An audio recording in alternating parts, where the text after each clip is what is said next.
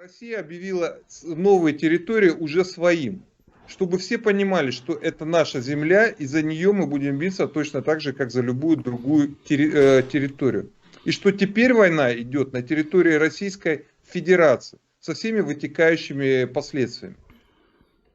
Ну, скорее всего, именно так оно и есть, потому что присоединение любых территорий таких несет действительно массу сложностей. Вы же понимаете, это колоссальная нагрузка на бюджет, ко всему прочему, потому что все вот эти миллионы граждан, которые стали в одномоментно гражданами Российской Федерации, это нагрузка на пенсионный фонд, это нагрузка на фонды зарплат, социальные пособия, выплат. То есть эти люди мгновенно превратились в полноценных граждан Российской Федерации, на которых распространяются все права и свободы, ну, ограниченные сейчас военным положением, но это касается не людей, а территории. То есть человек может выехать, грубо говоря, из Донецка в Воронеж и, пожалуйста, живи совершенно спокойно, как полноценный гражданин, тем более, что сейчас все документы меняются автоматически, то есть не нужно процесса вступления в гражданство, нужно просто подать документы на получение, заявление на получение российского паспорта.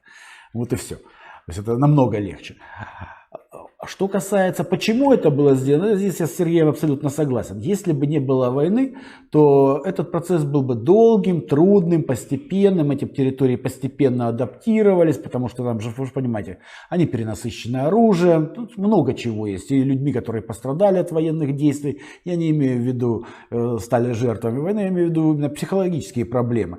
Вот таких много после каждой войны. Но сейчас, когда уже военные действия идут, все это превращается в мелочи, потому что, скажем, потери России от ведения военных действий и санкций, они многократно превышают ту нагрузку на бюджет, которую принесет вот эти несколько миллионов новых граждан России.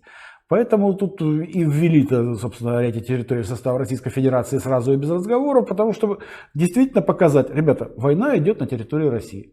Поэтому мы можем себе позволить все для защиты своей территории. А там признаете вы, не признаете, это уже дело десятое. Это как с Тайванем. Решит Китай военным путем его присоединять, будет присоединять? Нет, так нет. Ну, это уже решение будет или Китая в Тайване, или наше по этим территориям. Здесь все остальные отдыхают.